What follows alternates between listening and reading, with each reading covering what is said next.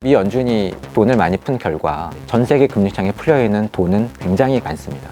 그런데 많이 풀렸던 돈이 충분히 회수되지 않은 상태에서 금리 인상 사이클이 끝났다. 근데 여기서 한 가지는 분명해요. 그럼 돈이 더 풀리겠죠. 돈은 더 많아지겠죠. 이 돈들은 어디론가 갈 겁니다.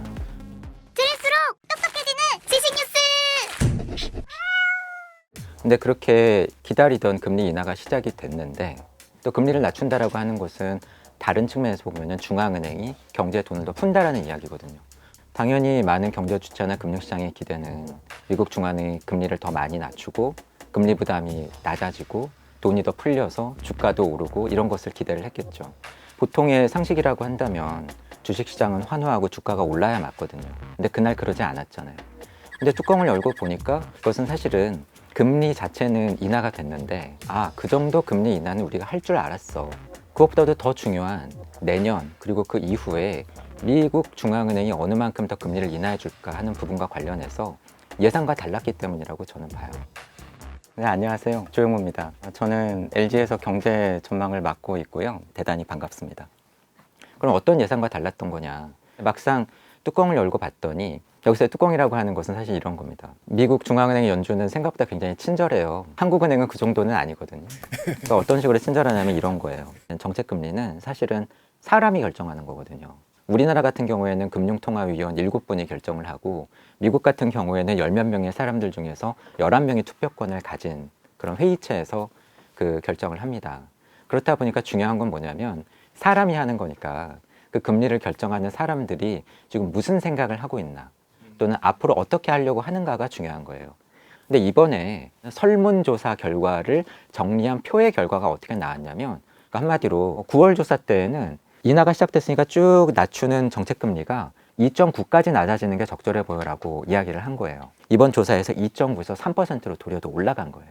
이게 왜 중요하냐면 3%라고 하는 게 감이 잘 안 오시잖아요. 이번 코로나가 지나고 나서 물가가 급등했던 시기에 미 연준은 이 물가를 잡겠다고 정책금리를 5.5까지 올렸습니다. 그러다가 지금 낮추기 시작해서 이번 조사 결과에서 어떻게 나왔다고요? 3 정도까지 낮추겠다고 했어요. 그런데 코로나 이전에도 미 연준이 금리를 올리던 때가 있었거든요. 그 금리 인상 사이클 때 가장 높게 올렸었던 고점이 2.5%예요. 그러니까 예전에 가장 높이 올렸을 때가 2.5인데 이번에 낮출 때 가장 많이 낮춰도 3이라고 응답을 한 거예요. 어떻게 느껴지세요? 한마디로 이번 조사 결과는 우리는 금리를 빨리 낮출 생각이 없어. 그리고 몇 년을 기다려도 코로나 이전에 비해서 더 많이 낮아지게 낮출 생각도 없어라고 한 겁니다. 그러니까 금융시장이 놀란 거예요. Are an environment where they don't want to continue to stoke these kind of animal spirits, if you will, by lowering rates and really adding more risk to the market. 아마 모든 사람들이 궁금해할 것 같은데 그거는 미국 경기가 둔화되고 있다라는 시그널인가요? 사실 중앙은행이 정책금리를 인하할 때에는 여러 가지 이유로 합니다. 우선은 물가 걱정이 없어야 돼요. 물가가 너무 오를 때는 부담스러우니까 금리를 못 낮춥니다. 또 어떨 때 낮추냐면 경제가 너무 실제로 안 좋아도 낮춰요. 그런데 아직 경제가 안 좋아졌는데 안 좋아질 수도 있어라고 하는 우려가 있을 때도 낮춰요. 그러면 미국은 왜 9월에 금리 인하를 시작을 했을까? 지금도 그렇지만 9월 당시에도 미국은 경제가 괜찮았어요. 그리고 경기 둔화에 대한 우려가 8월에 있었지만 그 우려가 좀 잠잠해질 때입니다. 그러면 이걸 우리가 어떻게 해석해야 되느냐? 제가 보기에는 아직 안 좋은 건 아닌데 안 좋아질 수도 있어. 근데 그것을 좀 막고 싶어. 미리. 흔히 이것을 예방적이라고 부릅니다. 예방적인 금리 인하였다라고 봐요. But I think you can take this as a sign of our commitment not to get behind. So it's a strong move. 대단히 이례적이에요. 저는 그걸 어떻게 봤냐면 우리가 경제가 어려워서 금리를 낮추는 건 아니야. 그리고 이렇게 낮춰서 경기를 과열시킨다라고 하는 비판도 듣기 싫어. 그렇다 보니 어떻게 보면 좀 구구절절 그리고 낮아진 물가 상승률까지 언급을 하면서 일반인들은 잘 모르는 명목금리와 실질금리의 개념까지 들먹이면서 정책금리를 낮췄던 겁니다. 하지만 저의 해석은 조금 달라요. 미 연준은 미국의 중앙은행은 앞으로 당장은 아니지만 언젠가 올지도 모르는 미국 경제의 둔화가 싫었던 것 같아요. 약간의 경기 둔화도 나는 피해가고 싶어. 지금 낮추면 그걸 피해갈 수 있을지도 몰라. 그렇게 하고 싶어. 라면서 금리를 낮춘 것 같거든요. 그런데 저의 경험상 이런 건 굉장히 쉽지 않아요. 왜냐하면 정말로 경제가 안 좋아질지 그건 또 가봐야 돼요. 어느 만큼 안 좋아질지도 가봐야 알아요. 지금 낮추는 금리 인하 효과가 언제 나타날지도 그건 가봐야 알아요. 하지만 매크로 이코노미스트로서 데이터를 보는 제가 여러분께 말씀드릴 수 있는 건 뭐냐면 금리 인하는 시작이 됐잖아요. 미 연준은 돈 풀기를 다시 시작을 한 겁니다. 그러면 저희가 생각을 해봐야 되는 건 지금 국제금융시장에 경제에 돈은 얼마나 있지? 이걸 저희가 생각을 해봐야 되잖아요. 그런데 전 세계 금융시장에 풀린, 특히 미국의 중앙은행인 연준을 통해서 풀린 돈의 양을 측정을 해보면 조금 어려운 용어로는 그걸 글로벌 유동성이라고 합니다. 이 글로벌 유동성의 양은요, 코로나 기간을 거치면서 굉장히 급등을 했거든요. 근데 이게 물가를 잡겠다고 미 연준이 5.5까지 금리를 올린 지난 몇 년 동안 저희가 경험한 금리 인상 사이클의 결과 약간 줄었어요. 하지만 금리 인하가 시작된 지금 시점에서 보면 여전히 코로나 이전에 비해서 글로벌 유동성 돈의 양은 많습니다. 그 이야기는 지금 경제, 전 세계 금융시장에 풀려있는 돈은 많은 거예요. 근데 이런 상황에서 미 연준은 금리 인하를 시작을 한 겁니다. 그럼 돈이 더 풀리겠죠. 돈은 더 많아지겠죠. 이 돈들은 어디론가 갈 겁니다. 어디론가 갈 것인가에 따라서 채권 금리가 요동칠 수도 있고 주가가 어느 나라는 많이 오를 수도 있고 가상화폐 가격이 오를 수도 있고 부동산 가격에 영향을 받을 수도 있죠. 그건 경제 상황에 따라서 달라요. 하지만 한 가지는 분명해요. 많이 풀렸던 돈이 충분히 회수되지 않은 상태에서 금리 인상 사이클이 끝났다. 그리고 또다시 금리 인하 사이클이 시작됐다. 약간의 경기 둔화라도 피하고 싶어하는 미 연준은 금리 인하를 시작을 했다. 그들은 이렇게 하면서도 미국 경제는 둔화를 피해갈 수 있고 자산시장에서 버블도 피해갈 수 있다고 말을 하지만 한마디로 아주 어려운 길을 외줄타기를 하듯이 그래도 우리는 안 떨어지고 갈 수 있어요 라고 하면서 한 거거든요. 과거의 경험상 그것은 매우 어려운 길이다. 트럼프 취임 이후 이제 미국 경제가 순항일지 좀 궁금합니다. 순항이라고 하는 건 파도는 있을지라도 쭉 가는 거잖아요. 미국의 잠재 성장률이 2% 초반 정도라고 합니다. 최근에 미국 경제의 성적표는 그것보다는 훨씬 더 좋아요. 그러면은 미국 경제가 순항한다고 할 때의 이미지가 어떤 걸까요? 만약에 미국 경제가 성장률이 좀 떨어지면 미국 경제는 정말 어렵다라고 저희가 봐야 될까요?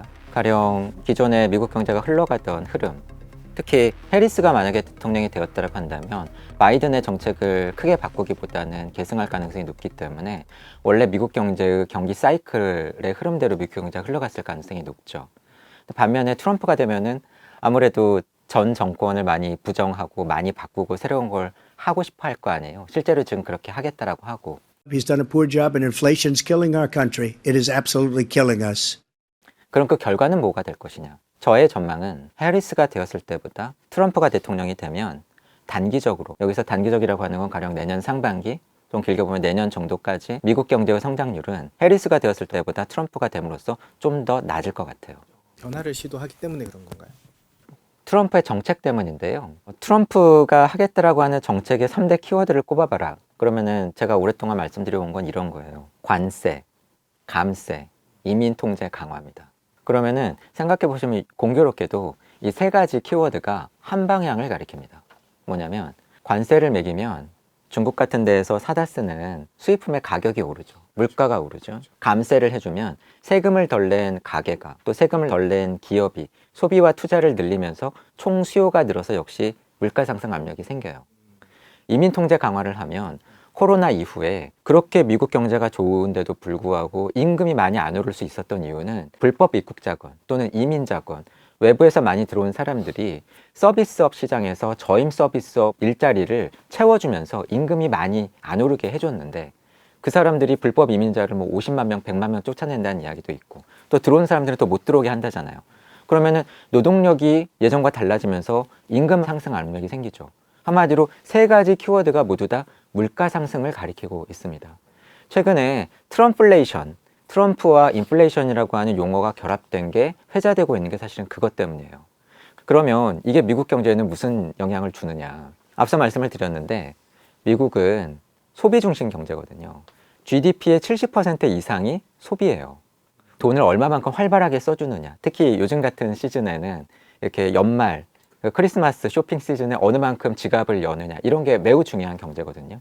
그런데 중국에서 들여오던 장난감 또는 신발, 의류 가격이 오르고 중국한테만 관세를 매기겠다는 게 아니잖아요. 보편 관세도 매긴다고 그러잖아요. 그럼 한국에서 들여오던 TV, 냉장고, 세탁기 가격.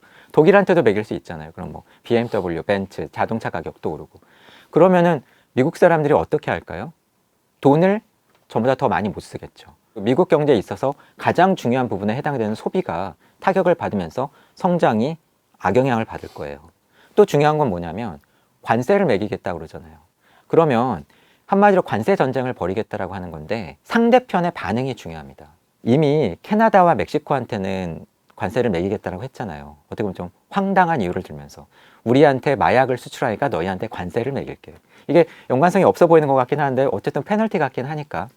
그런데 거기에 대해서 지금 캐나다와 멕시코의 반응이 어떻죠? 바로 지도자가 비행기 타고 마로라고 리조트로 날아가서 협상을 시도를 하잖아요. 근데 모든 나라가 그럴까요? 제가 보기에는 아니에요. 적어도 한 나라는 그래요. 중국은 아니죠. 황제의 나라인데 황제가 다른 나라한테 얻어맞고 그냥 가만히 있는다? 그럼 그 나라 백성들이 어떻게 보겠습니까? 어려워요. 가만히 있기는 어려워요. 그러니까 트럼프 일기 때와 비슷한 일이 벌어질 거예요. 이런 말을 할 겁니다. 우리는 상응하는 보복 조치를 할 거야. 특히 미국의 약점을 때리겠죠. 미국의 약점은 뭐냐면 미국이 중국에 많이 수출하는 게 농축수산물 뭐 이런 거거든요.